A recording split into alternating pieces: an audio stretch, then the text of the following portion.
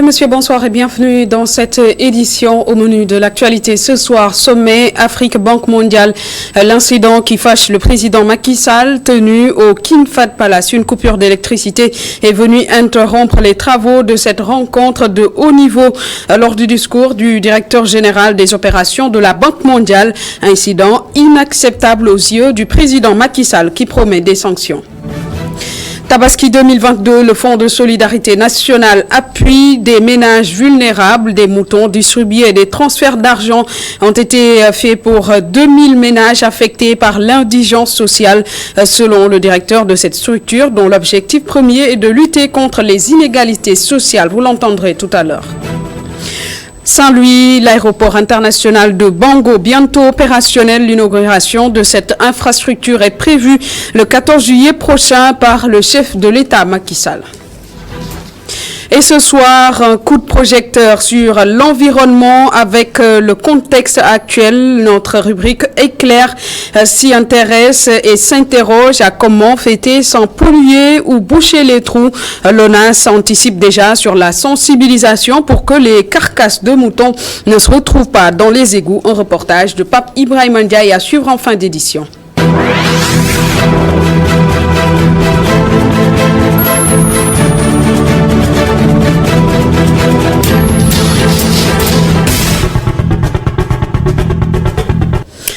Bienvenue à tous. Sommet Afrique et la Banque mondiale. Le coup de gueule du président Macky Sall pour cause un petit incident dont on aurait pu se passer en pleine allocution du directeur général des opérations de la Banque mondiale. Au nom de l'institution, il y a eu une petite coupure d'électricité dans la salle de l'hôtel King Fahd Palace, interrompant ainsi momentanément la séance. Un fait regretté par le chef de l'État Macky Sall qui a promis des sanctions. Je vous propose de l'écouter au micro d'Amadou Barry. Je voudrais avant toute chose dire que cette coupure est un signe de contre-performance qui n'est pas acceptable par rapport à nos volontés d'émergence. Et quelque part, il y a quelqu'un qui n'a pas fait son travail. Et en Afrique, on n'a pas la culture de la sanction. Mais je trouve que cette action doit être sanctionnée. Parce qu'on ne peut pas avoir une rencontre aussi importante et que les responsables de l'hôtel se laissent, acceptent des situations pareilles. En réalité, j'ai mis un centre moderne à Diamniadio, mais les besoins de la fête de la Tabaski et le mouvement de migration vers l'intérieur fait que les routes sont chargées et nous avons voulu garder nos hôtes ici à Dakar, mais je pense que le protocole doit régler définitivement ce genre d'incident qui n'est pas tolérable. Si nous voulons avancer aussi, il nous faut pouvoir sanctionner lorsque ça ne marche pas. Et je vous le disais tout à l'heure, en prélude à la célébration de l'Aïd el-Kébir, le Fonds de solidarité nationale a répondu favorablement à plus de 2000 demandes d'aide provenant de toutes les régions du Sénégal. La structure a procédé ce mercredi à la distribution de moutons et d'un transfert de 40 000 francs CFA. Écoutons les précisions de Mamadou Ndao, directeur général du Fonds de solidarité nationale et le président de l'Association pour la promotion des handicapés de Wakam, Mamadou Ndao lui aussi. La symbolique d'un tel acte s'inscrit dans la tradition. Le Fonds de solidarité avait une tradition à distribuer des moutons. Pour cette année, c'est exceptionnel, d'autant qu'au-delà des moutons, nous avons prévu de faire des cash transferts. C'est toute la symbolique qui est autour et c'est toute l'obligation également à laquelle nous satisfaisons. On s'est basé sur des demandes qui ont été déposées au niveau du Fonds de solidarité. On en a reçu plus que 5000. Et on a privilégié la voie chronologique, c'est-à-dire ceux qui ont été les premiers à déposer. Ce sont ceux qui ont bénéficié des appuis pour un montant de plus de 2000 transferts. C'est des bénéficiaires qui viennent de toutes les régions du Sénégal. Vous savez, nous sommes dans le ministère de l'équité territoriale et sociale. Et nous nous devons, dans le cadre de toutes les activités que nous menons, de respecter les critères d'équité et territoriale et sociale également. C'est une aubaine parce que nous attendons, surtout en ces moments Vraiment, nous voudrons des accompagnements pour les achats des moutons, ce qui accompagne la fête de la Tabaski. Et nous n'avons pas les moyens, vraiment c'est un acte qui nous permet aussi vraiment d'accomplir la Tabaski. Donc on remercie le directeur général et on remercie le président Macky Sall, lui qui a l'initiative d'accompagner les Sénégalais, de les aider, aussi de créer le fonds de solidarité nationale pour permettre les couches vulnérables au moins l'égalité sociale. Je lance un appel à tous les Sénégalais qui peuvent faire les mêmes choses pour accompagner les couches vulnérables, au moins qu'ils puissent pouvoir fêter comme tout le monde la fête de la Tabaski. Et justement, à quelques jours de la fête, les moutons restent inaccessibles à la bourse de certains Sénégalais. Ces derniers comptent sur l'éventuelle arrivée des moutons du Mali et de la Mauritanie. Et pendant ce temps, les éleveurs expliquent la cherté du bélier par la hausse subite de l'aliment de bétail. Un reportage de Muntaga Khan. Ce matin, devant le forail de Mou, le mouton est si cher que la plupart des pourparlers ne donnent rien.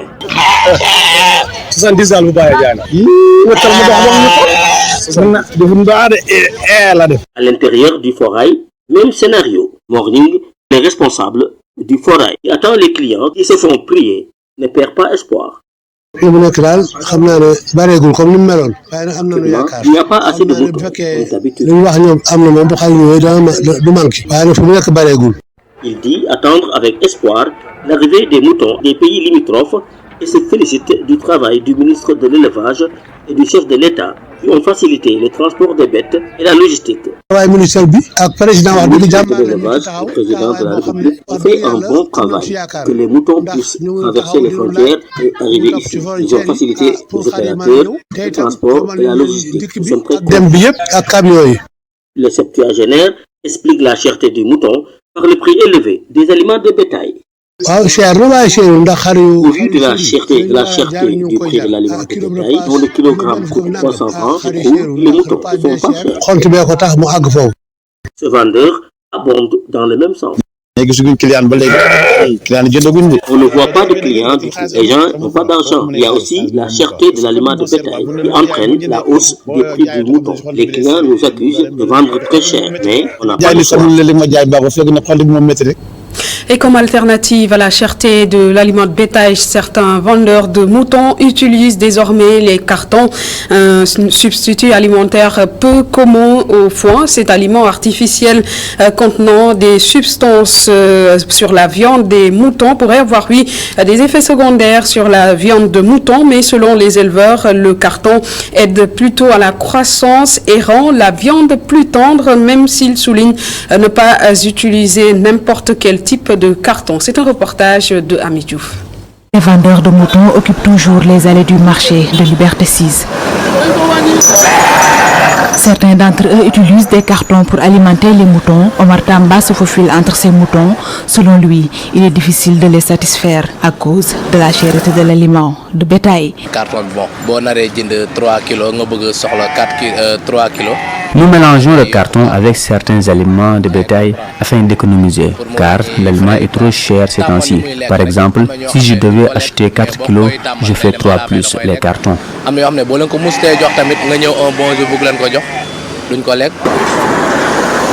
Un peu plus loin, un autre vendeur, Bissikjan, il soutient que certains cartons peuvent avoir des impacts sur la santé des moutons. Les cartons secs qui n'ont pas d'écriture ni d'adhésif. Carton sec seulement. On mélange avec la nourriture pour booster.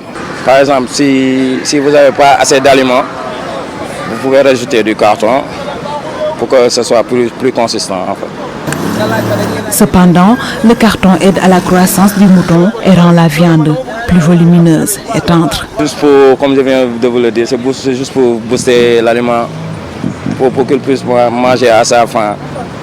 Peut-être aussi il y a d'autres vertus, il y a des effets mais ils sont positifs. J'ai jamais vu d'effets négatifs par rapport au carton. Par rapport à la viande, bon, on dit qu'il y a des vertus qui font que la viande soit plus douce, tu vois, ou bien ça lui permet de manger à sa faim aussi. Face à la cherté de l'aliment de bétail, ces vendeurs de moutons sont ainsi obligés de trouver une alternative comme le carton pour s'en sortir.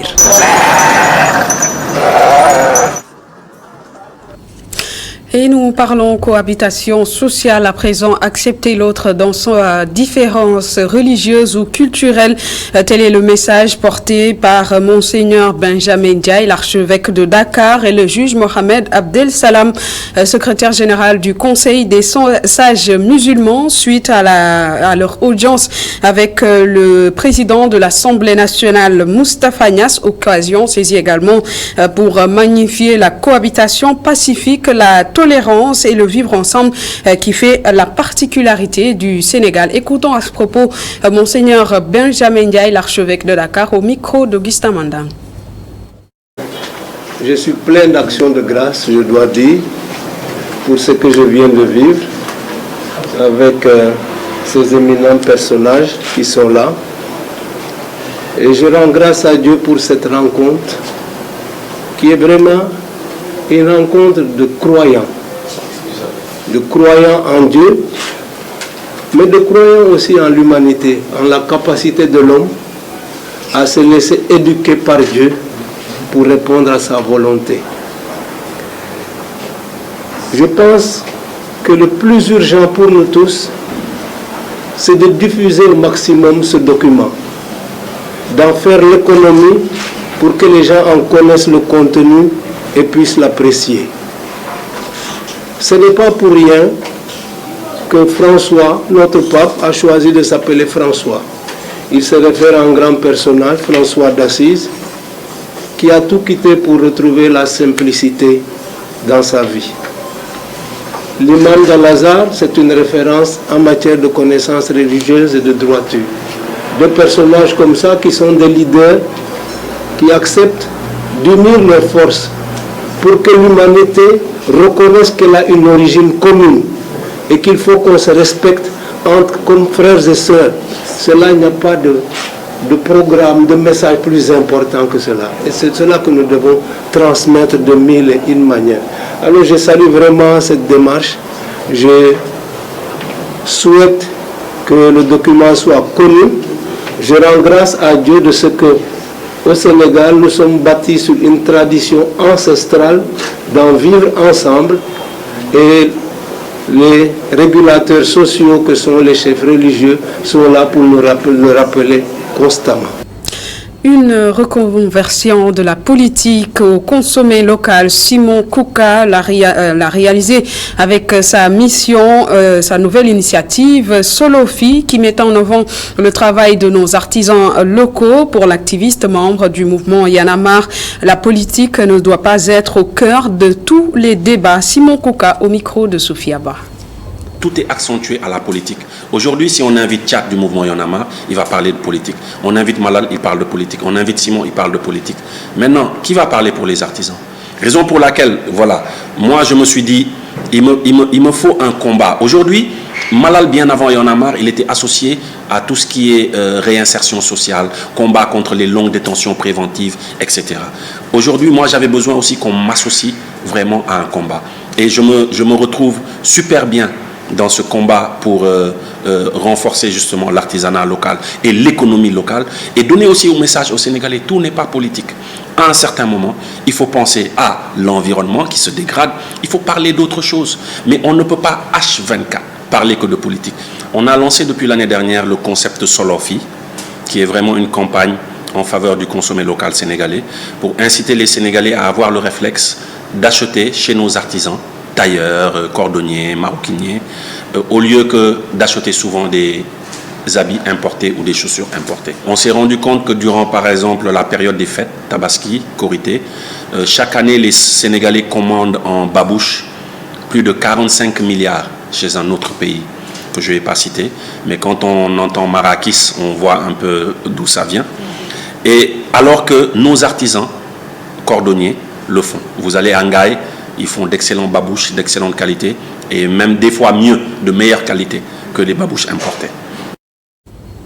L'actualité, c'est aussi le président de l'ONG Jamra qui a aussi fait le point de sa rencontre avec le président de la République concernant l'affaire Dubaï Porta Potty. Selon Mame Mactar Gueye, il y a eu 53 personnes victimes piégées par Serigne Bassirou Niang qu'il a qualifié de gangsters et de trafic de migrants.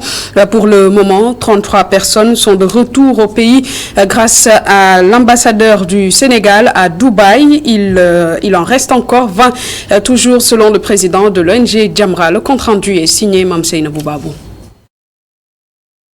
Ils sont au total 53 personnes piégées par un Sénégalais qui leur a promis de les amener à Dubaï, moyennant une somme de 4 500 000 francs avec de fausses promesses de travail. Sur place à Dubaï, la réalité est tout autre. Le président de l'ONG Jamra fonce sur le convoyeur et ses complices. Comme les gros trafiquants de cocaïne, ils n'apparaissent jamais en contact direct avec leurs futures victimes. C'est-à-dire, au départ de Dakar, ces intermédiaires encaissent 2 500 000 et le reliquat est payable à l'arrivée. Et à l'arrivée, c'est Serigne Bassirou Niang lui-même qui vient encaisser à l'aéroport. Et bandit qu'il est, après avoir encaissé, il vous confisque son passeport. Il vous confisque votre passeport pour être sûr que vous ne pourrez pas, vous serez toujours sous son autorité. Grâce aux démarches de l'ONG Jamra avec l'appui de l'ambassadeur du Sénégal à Dubaï, 33 personnes sur les 53 sont déjà de retour au pays. Nous remercions l'ambassadeur du Sénégal aux Émirats qui n'a ménagé aucun effort pour soutenir ces victimes qui étaient dépourvues de papiers parce que Serigne Bassirou Niang leur avait confisqué leur passeport. Il leur a fait des sauf-conduits diplomatiques, mais il ne s'est pas arrêté en si bon chemin parce qu'il a pu prendre sous son aile protectrice 10 victimes dont il a assuré l'acquisition du billet pour leur retour.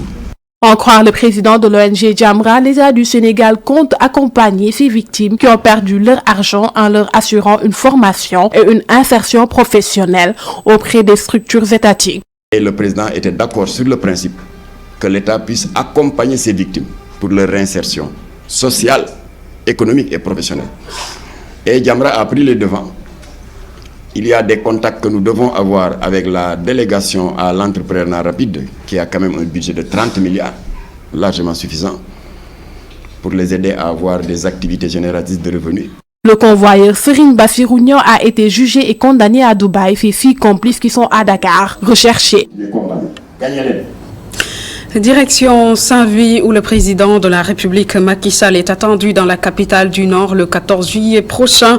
C'est pour inaugurer l'aéroport international de Bango. L'infrastructure a d'ailleurs reçu ce matin la visite du ministre du Tourisme et des Transports aériens qui a atterri aux environs de 8 heures. Le compte-rendu de Momar Alisnian. Pour un investissement de plus de 24 milliards de francs CFA, l'aéroport international de Saint-Louis a presque fini d'être reconstruite. Les travaux sont achevés à plus de 96% selon le ministre du Tourisme et des Transports aériens qui y a atterri tôt ce matin. Ce matin, nous avons quitté Dakar. En 30 minutes, nous sommes arrivés à Saint-Louis. Et c'est une grande satisfaction puisque nous avons constaté, comme vous l'avez dit, avec beaucoup de satisfaction, que l'aéroport de Saint-Louis, les travaux sont quasiment achevés à plus de 96%. Vous avez vu la piste qui est l'une des meilleures pistes, j'allais dire, de l'Afrique de l'Ouest, puisque c'est l'équivalent de la piste de AIBD à Dias. Nous avons également visité tous les bâtiments, le hangar, la tour de contrôle, le bâtiment des sapeurs-pompiers.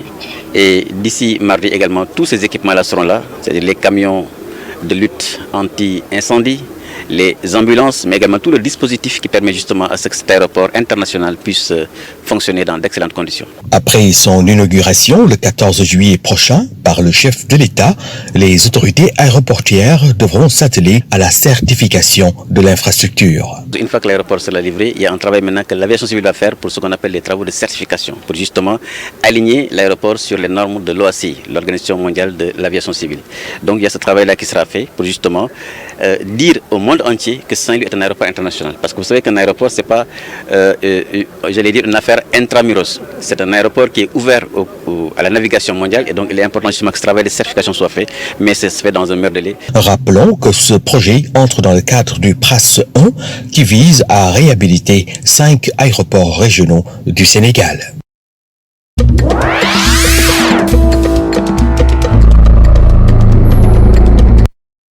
L'actualité ailleurs, d'abord le Mali où la décrispation progresse bien. Le président intérimaire Assimi Goïta a rendu mercredi une visite de courtoisie au guide de la famille omarienne du Mali, Thierno Hadi Tall. Le saint homme, connu pour sa réserve naturelle, a tenu à recevoir le chef de l'État dans un contexte de dégel de la situation socio-économique. La décision de la CEDEAO de lever l'embargo qui frappait ce pays depuis 6 mois ouvre donc de nouvelles perspectives à Bamako. Des chants et des versets de Coran ont rythmé l'accueil du président de la transition Assimi Goïta dans la pure tradition de sobriété de l'auguste famille d'Étal du Mali.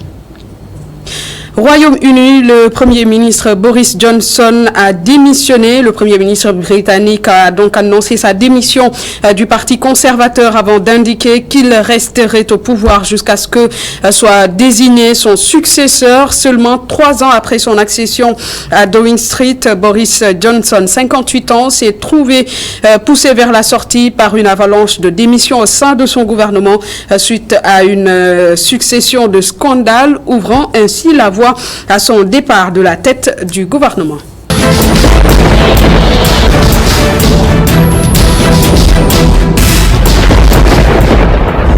Place maintenant à notre rubrique Éclair. Vous l'avez compris, c'est un coup de projecteur sur l'environnement.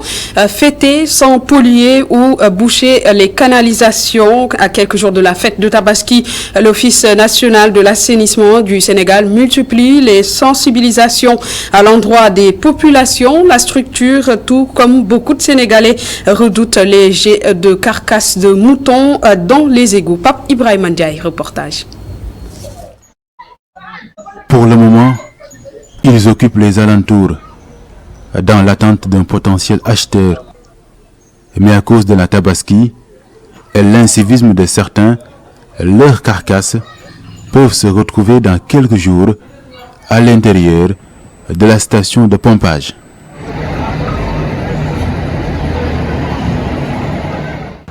Dans la station de pompage des eaux usées de Grand Yoff, comme dans les autres d'ailleurs du pays, au-delà du plastique, élément perturbateur constant, il y a de fortes probabilités d'y voir circuler des peaux de moutons, des cornes et autres résidus. On voit qu'en fait, des fois, les gens, après avoir tué leurs moutons, ils mettent tous les déchets au niveau des regards. Donc ça, vraiment, ce sont des choses qu'on peut déplorer et éviter à ce que ces choses-là pour entraver le bon écoulement des eaux dans les canalisations. Fêter sans polluer, le message de certains habitants de la zone à l'endroit des populations. À chaque fois, après, c'est fréquent, très fréquent même de voir des personnes déverser le reste du mouton dans le canal. C'est anormal puisque l'UCG ramasse au quotidien les déchets.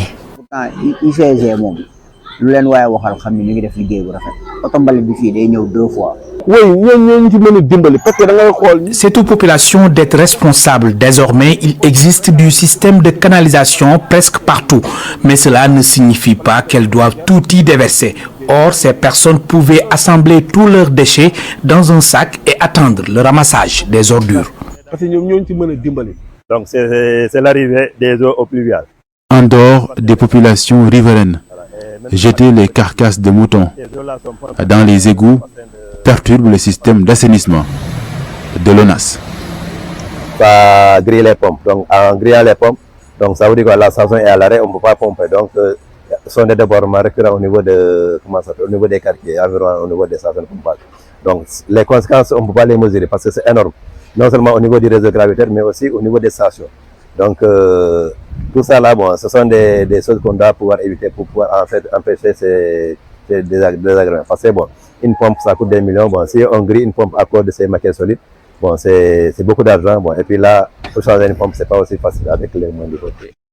Famara Diédhiou, après une visite de routine, quitte momentanément les locaux de la station de pompage, laissant derrière lui des déchets de toutes sortes qui seront bien sûr traités par son équipe. Des déchets qui vont sans doute changer de nature à l'occasion de la fête de Tabaski.